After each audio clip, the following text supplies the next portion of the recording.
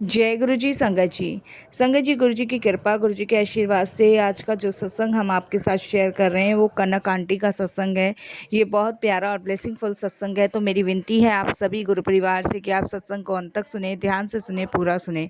सत्संग का मतलब होता है सत्य का संग, और सत्संग की प्राप्ति जब ही होती है जब गुरु कृपा होती है। तो हम सभी बड़े भाग्यशाली हैं कि हमें सत्संग सुनने का और शेयर करने का सौभाग्य प्राप्त हुआ। तो प्लीज़ सत्संग जी बिना स्किप किए सत्संग को अंत तक सुनिएगा, ध्यान से सुनिएगा, पूरा सुनिएगा, बड़ी श्रद्धा भाव से सुनिएगा और गुरु जी का शुक्राना कीजिएगा कि घर बैठे वो आपको इतना ब्लेसिंगफुल और प्यारा सत्संग सुनवा रहे हैं। साथ संगत जी, जब गुरु जी की कृपा अनंत होती है तभी हमें सत्संग सुनने का और शेयर करने का सौभाग्य प्राप्त होता है। तो प्लीज़ बिना स्किप सत्संग को सुनिएगा। इसके अलावा अगर आप भी अपने सत्संग अनुभव शेयर करना चाहते हैं तो हिंदी में साफ राइटिंग में आप अपना सत्संग लिखकर हमारी जीमेल आईडी पर सेंड कर सकते हैं, ताकि आपके द्वारा सुनाए गए सत्संग से जो भी गुरुजी महाराज की नई जुड़ने वाली संगत होगी उन्हें गुरुजी के कल्याण, महिमा, अनुभव के बारे में ज़्यादा से ज़्यादा पता चलेगा। सत्संग आपको पसंद आए तो आप इसको लाइक कीजिएगा, चैनल को सब्सक्राइब कीजिएगा, वीडियो को ज़्यादा से ज़्यादा संगत में शेयर ज़रूर कर दीजिएगा और बेल आइकन दबाना बिल्कुल भी नहीं भूलिएगा। जब भी कोई लेटेस्ट सत्संग आएगा उसका नोटिफिकेशन आपके पास आएगा। तो चलिए संगत जी, चलते हैं कनक आंटी के सत्संग की ओर। सत्संग शुरू करने से पहले करते हैं गुरु जी का मंत्र जाप। ओम नमः शिवाय, शिव जी सदा सहाय। ओम नमः शिवाय, गुरु जी सदा सहाय। जय गुरु जी संगत जी। संगत जी, सबसे पहले गुरु जी महाराज के चरणों में कोटि कोटि नमन। सारी संगत जी को जय गुरु जी और अनंतम अनंतम शुक्राना गुरु जी महाराज का। दशहरे की सबसे ज़्यादा शुभकामनाएं आप सभी को ही कि गुरु जी महाराज ने मुझे आज ये सत्संग शेयर करने का सौभाग्य दिया। तो बहुत बहुत शुक्राना गुरु जी आपका, अनंतम शुक्राना। गुरु जी महाराज कहते हैं ना संगत जी कि बिना गुरु की कृपा से ना हम सत्संग शेयर कर सकते और ना ही संगत जी हम गुरु जी का गुणगान गा सकते। तो हम बड़े भाग्यशाली हैं कि हमें गुरु जी महाराज का गुणगान गाने का मौका मिल रहा है। और इस दशहरे पर संगत जी मैं यही प्रार्थना गुरु जी से करती हूँ कि गुरु जी महाराज बुराई का सर्वनाश हो, अच्छाई की जीत हो और इस विश्व का कल्याण हो गुरु जी। और यही आपसे बहुत अरदास मैं करती हूँ। और इस दशहरे सब बुराइयों का अंत होना चाहिए, सत्य, विश्वास, भरोसे की जीत होनी चाहिए। और बस ये दशहरा जो है वो सबके जीवन में खुशियाँ लेकर आए। संगत जी, मेरी जर्नी गुरुजी से अभी 1 साल पहले शुरू हुई है और 1 साल पहले ही मैं गुरुजी से जुड़ी हूँ। गुरुजी का तहे दिल से मैं शुक्राना करती हूँ कि महाराज ने मेरे परिवार पर इतनी बड़ी मेहर करी है। तो बहुत बहुत शुक्राना गुरुजी आपका, अनंतम अनंतम शुक्राना। कहते हैं ना साथ संगत जी कि हम जीवन में चाहे कुछ भी कर लें, लेकिन जब हम भगवान की शरण में चले जाते हैं ना तो हमारे बहुत सारे दुखों को, दर्दों को, गुनाहों को, पापों को दूर कर देते हैं। मेरे जीवन में भी संगत जी बहुत दुख थे, अनेकों दुखों से, परेशानियों से मैं घिरी हुई थी। मैं एक तो सिंगल मदर थी और संगत जी उस टाइम पे मैंने अपने दोनों बच्चों को जैसे पाला है वो मुझे पता है। लेकिन आज मैं संगत जी गुरु जी का शुक्राना करती हूँ कि कम से कम 9 साल बाद मेरे बहू और बेटे मुझसे मिलने आए। ये मेरे लिए गुरु जी की एक ब्लेसिंग्स है। और मैं उनके साथ नहीं गई संगत जी। और मैं जहाँ रहती हूँ, मैं सत्संग में आगे बताऊँगी कि मैं कहाँ रहती हूँ। और संगत जी पूरे 9 साल बाद मेरे बेटे बहू मुझसे मिलने आए और अभी छोटे वाला बेटा और बहू ने कोई खबर नहीं ली है। संगत जी मैं अपने भाई के घर में रहती हूँ। मैंने अपने बेटे की शादी करी थी सबसे पहले बड़े वाले की।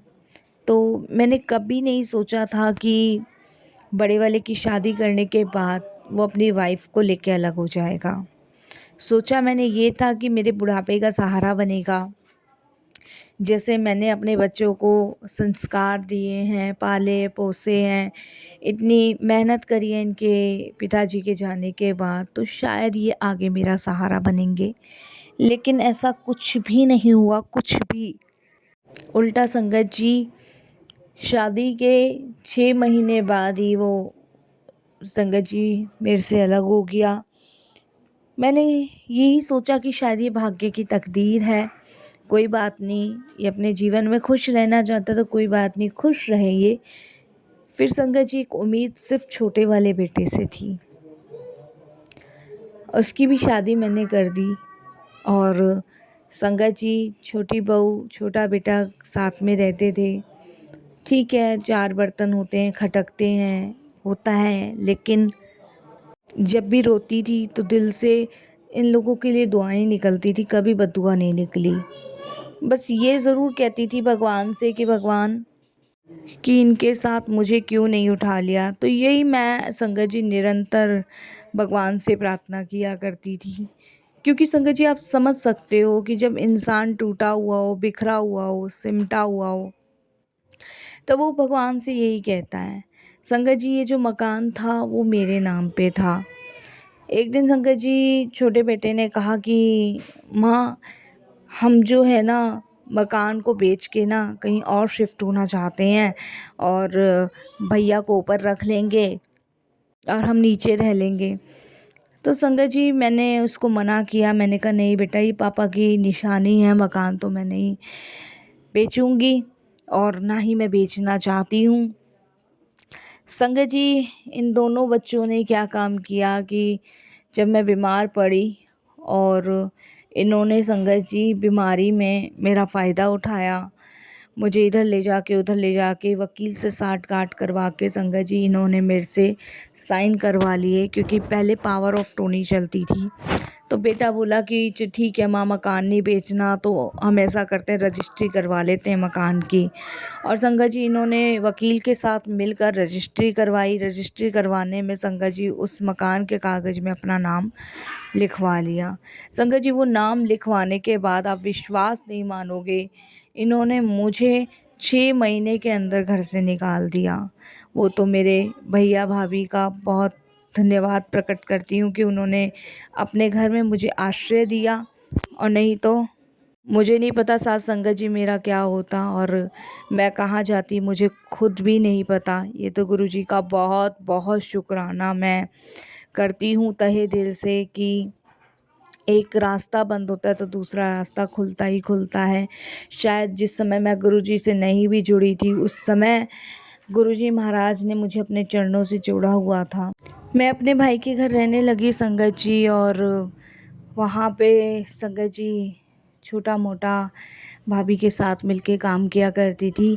जो आइसक्रीम के ऊपर के जो कवर होते हैं वो बनाया करती थी, और संगत जी वहीं पे ही जो भी भैया भाभी की मदद मैं कर सकती थी वो करती थी, क्योंकि इतने भैया भाभी भी संगत जी सही घर से नहीं थे, वो भी बेचारे अपना गुजारा ही कर रहे थे। क्योंकि संगत जी जब कहते हैं ना कि घर में बच्चों पे माँ बाप बिसर हो जाते हैं, तो कुछ ना कुछ ऐसा जीवन में हो ही जाता है कि वो अपनी मर्ज़ी से सांस भी नहीं ले सकते। तो वही सब जीवन में था, और संगत जी इस तरीके से जीवन गुजरा। गुजरने के बाद संगत जी भैया गुजर गए, भाभी रह गई। भाभी और मेरा घर मुश्किल हो गया था चलाना, और संगत जी भाभी और मैं संगत जी एक फैक्ट्री में लगे। जिस फैक्ट्री में हम लगे वहाँ पे संगत जी कुछ लेडीज़ गुरुजी को मानती थी, और उन्होंने ही हमें गुरुजी के बारे में बताया था। हमें नहीं पता था कि गुरुजी की कृपा इतनी है कि वो अपने तक बुला ही लेंगे। संगत जी उन्होंने गुरुजी के बारे में हमें बताया, तो मैं और मेरी भाभी पहली बार पिछले साल ही गुरुजी के दरबार गए, माथा टेक कर आए। माथा टेक कर आए संगत जी, शांति मिली, सुकून मिला। आप विश्वास नहीं मानोगे संगत जी कि मुझे नहीं पता था। कहते हैं ना जब हम किसी का बुरा करते हैं ना तो भगवान संगत जी उसका फल देता ही देता है। जिस फैक्ट्री में मैं मेरी भाभी काम किया करते थे, वहीं पे संगत जी मेरा बेटा, जो बड़े वाला बेटा है, वो संगत जी काम के लिए आया करता था। और संगत जी उसकी हालत देखकर मैं एकदम से हैरान हो गई कि इसको क्या हुआ। संगत जी जब उसने मुझे देखा तो एकदम से मेरे पैरों में पड़ के रोने लगा। संगत जी, मैंने उससे फिर भी प्यार से पूछा कि क्या हुआ। संगत जी, उसने मुझे यही कहा कि मेरा बर्बाद हो गया, सब कुछ बर्बाद हो गया, मैं दर-दर की ठोकरें खा रहा हूँ, मैं रास्ते पे आ गया हूँ। संगत जी, कहते हैं ना, इस चीज़ को हम नहीं कहते, भगवान कहते हैं कि जब माँ बाप का निरादर करोगे ना, तो उस समय आप ईश्वर का निरादर करते हो। और शायद वही समय मेरा बच्चा भोग रहा था। संगत जी, उसने मुझे खुद बताया कि एक कार एक्सीडेंट में उसके दोनों बच्चे चले गए। वो और उसकी बीवी कर्जे में डूबे पड़े हैं, कोई भी उनका सहारा नहीं है। छोटे भाई ने सब कुछ हड़प लिया, पिताजी का मकान भी बिक गया, सब कुछ बिक गया। उसने मेरे बहुत हाथ पैर जोड़े कि माँ, हमें तुम्हारी ज़रूरत है, हमारे साथ चलो।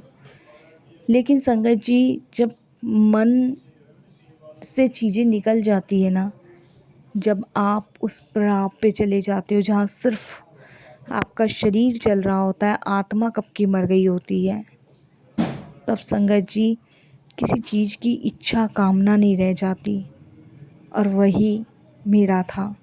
मेरा शरीर चल रहा था, मेरी आत्मा कब की मर चुकी थी, कब की मर चुकी थी। संगत जी, मैंने सिर्फ गुरुजी महाराज का दरबार अपने बेटे को बताया कि एक वही दरबार है जहाँ चला जा, वहाँ से ही शायद तेरी किस्मत बदल जाए। संगत जी, मेरे कहने से वो अपनी पत्नी के साथ गुरुजी के दरबार गया। गुरुजी ने उस पर भी कृपा करी, उस पर भी मेहर करी। संगत जी, जहाँ उसके दोनों बच्चे एक्सीडेंट में चले गए थे, जिनका मुझे बहुत ज़्यादा दुख था, वहीं पे संगत जी पिछले ही साल नवंबर में उसकी पत्नी ने फिर से गर्भ धारण किया।